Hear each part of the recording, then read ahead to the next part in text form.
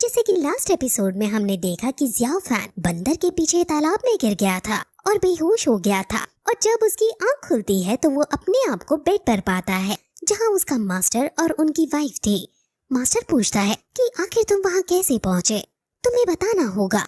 वो डांट कर जियाओ फैन से पूछ रहे हैं, जिस पर जियाओ फैन कहता है कि एक बंदर उनका खाना लेकर जा रहा था, जिस वजह से उनको उसका पीछा करना पड़ा। मास्टर और गुस्सा हो जाता है क्योंकि पहले तो जियाओ फैन ट्रेनिंग के टाइम पर खाना पकाकर खा रहा था, और दूसरी बात कि वो इतनी बड़ी एकेडमी में इतने बड़े मास्टर के अंदर ट्रेनिंग ले रहा है, लेकिन फिर भी एक बंदर को नहीं पकड़ पाया। वो गुस्सा करते हुए फिर वहाँ से चले जाते हैं, लेकिन उनकी वाइफ समझाती है कि अच्छी बात ये है कि दोनों बच्चे एकदम सेफ हैं। वो जियाओ फैन की तबीयत चेक करती है और उसे चिंता ना करने को कहती है, और फिर वो भी वहाँ से चली जाती है। अब तभी वहाँ वो बंदर भी आ जाता है और उसके हाथ में वो स्टिक और उसके ऊपर लगा हुआ क्रिस्टल है। वो बंदर वहाँ आकर उसे उठा देता है, और फिर तभी वहाँ सिस्टर भी आ जाती है, जो फिर से बंदर को देखकर गुस्सा हो जाती है और उसे पकड़ने लगती है, लेकिन जियाओ फैन उसे रोकता है, लेकिन वो काफी घायल था। बाहर बंदर और रबहब लड़ने लगते हैं, और सिस्टर भी रबहब को बंदर पर हमला करने को कहती है, जिस पर बंदर रबहब को दूर करने के लिए उस पर वो ही छड़ी फेंकता है, लेकिन रबहब बंदर पर अटैक करने की जगह स्टिक से खेलने लगता है और स्टिक को सिस्टर को लाकर देता है। बंदर हार कर वहाँ से भागने लगता है, और अब सिस्टर खुद उसे पकड़ने की कोशिश करने लगती है, और फिर काफी मुश्किलों के बाद जब वो बंदर को पकड़ने ही वाले होते हैं तो तभी जियाओ फैन बीच में आकर उसे रोक लेता है और कहता है कि ये बंदर बेचारा है। बंदर जियाओ फैन के ऊपर चढ़कर खेलने लगता है, और अब जियाओ फैन उसे अपना पालतू बना लेता है, जिस पर सिस्टर कहती है कि तुम ही इसका ध्यान रखो और ये रबहब के साथ बस लड़ाई ना करे। अब जियाओ फैन बंदर का नाम जियाओ हुई रख लेता है, और बंदर फिर जियाओ फैन को वही स्टिक ला कर देता है। जियाओ फैन रात को अब अपने कमरे में जाकर मेडिटेट करने लगता है और स्पिरिचुअल पावर को बढ़ाने की कोशिश करता है, और फाइनली इस बार वो स्पिरिचुअल पावर को समन करके एक पावर बॉल बनाने में कामयाब हो जाता है। वो सोचता है कि जब भी वो यहाँ पर मेडिटेट करता है तो उसके अंदर का हाइड्रोजन पिक्सेल वेव्स के साथ कोलाइड करके डिसिपेट हो जाता है। इस बार भी हालांकि सेम ही हुआ है, लेकिन इस बार पहले से अच्छा है। अगर जियाओ फैन ऐसे ही प्रैक्टिस करता रहे तो वो बाकी जितना स्ट्रॉन्ग भी हो जाएगा। वहीं दूसरी तरफ हम लिन को देखते हैं, जो रात को काफी हार्ड स्वॉर्ड ट्रेनिंग कर रहा था, लेकिन फिर भी वो अपनी तलवार से बड़े रॉक को नहीं तोड़ पाता। तभी फिर वहाँ उसके मास्टर आते हैं, जो बताते हैं कि क्विंग्यू स्वॉर्डमैनशिप सीखने के लिए सबसे इम्पोर्टेंट चीज ये है कि आसपास का कोई डिस्ट्रैक्शन नहीं होना चाहिए। तुम वो सब भूल जाओ जो तुमने अभी तक सीखा है। क्विंग्यू मैन स्वॉर्ड के साथ जब तुम्हारे हाथ में हो तब कुछ भी तुम्हारे रास्ते में ना आए, और जहाँ ये स्वॉर्ड तुम्हें ले जाए वहाँ बस जाते जाओ। जीत या हार के बारे में सोचना छोड़कर सिर्फ टारगेट पर फोकस करो। ऐसा कहकर वो उसे अपने साथ प्रैक्टिस कराते हैं, और मास्टर अपनी तलवार को बिना पत्थर पर छुए ही पत्थर को तोड़ देता है। अब वो फिर से लिन को तलवार देते हैं और उसको ऐसा करने को कहते हैं। लिन ट्रेनिंग करता है, और फिर तभी मास्टर कुछ सोचकर नीचे खाई में कूद जाता है। लिन बहुत टेंशन में आ जाता है और नीचे देखने लगता है, लेकिन तभी मास्टर उड़ते हुए ऊपर आते हैं और एकदम लिन पर हमला कर देते हैं, और दोनों स्वॉर्ड फाइट करने लगते हैं। वो ड्रैगन स्वॉर्ड का यूज करके फाइट कर रहे हैं और कहते हैं कि अगर तुम ड्रैगन स्वॉर्ड को हासिल करना चाहते हो तो पहले प्रूव करो कि तुम इसके लायक हो। वो उसे ड्रैगन स्वॉर्ड देते हैं, और लिन अब अपनी स्पिरिचुअल पावर को स्वॉर्ड के साथ मैच करके मास्टर के साथ ट्रेनिंग करता है, और ट्रेनिंग करते करते बहुत बड़ा ड्रैगन स्पिरिट अवतार वहाँ आ जाता है। वो ड्रैगन इतना बड़ा था कि उस ड्रैगन को एक स्वीपर भी नोटिस कर लेता है। मास्टर लिन पर काफी खुश होते हैं और कहते हैं कि मैंने नहीं सोचा था कि तुम इतने टैलेंटेड हो। अब तुम्हारे टीचर होने के नाते मैं तुम्हें क्विंग्यू स्वॉर्डमैनशिप में पास कर दूंगा। क्या तुम लास्ट टेस्ट देने के लिए रेडी हो?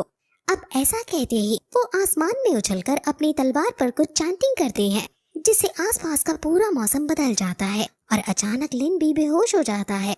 वहीं अब दूसरे दिन, और तभी वहाँ सिस्टर आ जाती है और उससे पूछती है कि आखिर तुमने मेरे लिए क्या बनाया है। जियाओ फैन उसे अभी नहीं दिखाना चाहता था, लेकिन वो खुद देखने लगती है।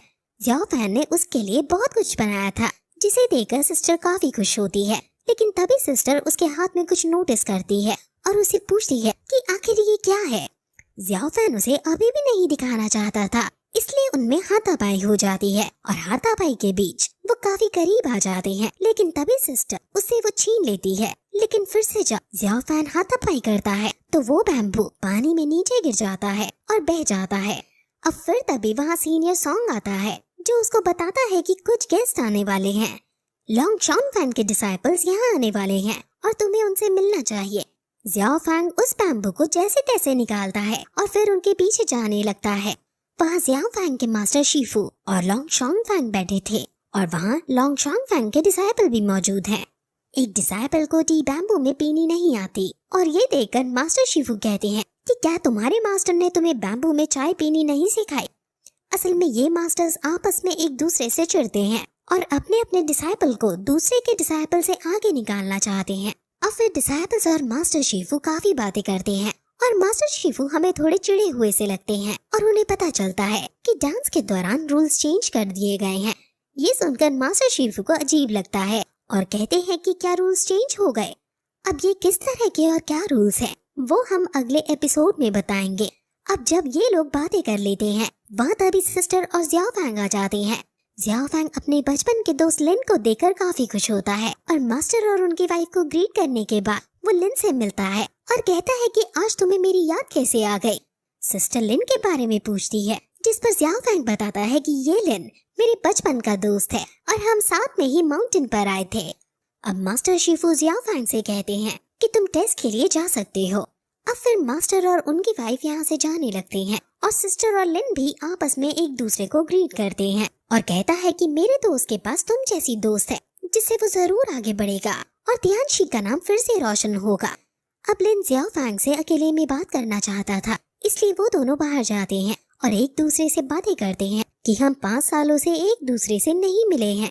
वो एक दूसरे का हाल चाल पूछते हैं और कल्टीवेशन के बारे में पूछते हैं और ऐसी ही बातें करने के बाद ज़ियाओ फैंग कहता है कि अब तो मैं तुमसे नहीं हारूंगा, यानी वो अब एक दूसरे से फाइट करेंगे। ज़ियाओ फैंग बचपन वाली लकड़ी की तलवार उसे देता है और ज़ियाओ फैंग ने ये अभी तक रख रखी थी। ये देखकर लिन को काफी अच्छा लगता है। उन दोनों के बीच फाइट होने लगती है जिसमें पहले तो वो एक दूसरे को बराबर टक्कर देती हैं, लेकिन बाद में लिन ज़ियाओ फैंग पर भारी पड़ने लगता है। बंदर और कुत्ता उनकी लड़ाई को देखकर काफी खुश हो रहे हैं। वो दोनों काफी आइकॉनिक लेवल की फाइट कर रहे हैं जिसमें लास्ट लिन फाइट करते वक्त ज़ियाओ फैंग को धक्का दे देता है। वहाँ तभी सिस्टर आ जाती है और उसे लगता है कि लिन ज़ियाओ फैंग को बुली कर रहा है, इसलिए सिस्टर तुरंत लिन पर हमला कर देती है। ज़ियाओ फैंग सिस्टर को रोकने की कोशिश करता है, लेकिन सिस्टर इतने गुस्से में थी कि वो नहीं सुनती और बार बार उस पर हमला करती जाती है। अब लिन भी उससे लड़ता है और उन दोनों के बीच फाइट स्टार्ट हो जाती है। सिस्टर लड़ने में काफी एक्सपर्ट है और वो अपने यूनिक स्टाइल से कॉम्बैट फाइट में लिन पर भारी पड़ने लगती है और अपने कपड़े में लिन को पूरी तरह से कैद कर लेती है। अब लिन गुस्से में आ जाता है और वो ड्रैगन स्वॉर्ड निकालकर ड्रैगन अवतार को समन करता है और सिस्टर पर हमला कर देता है, जिसके बाद ये एपिसोड यहीं खत्म हो जाता है।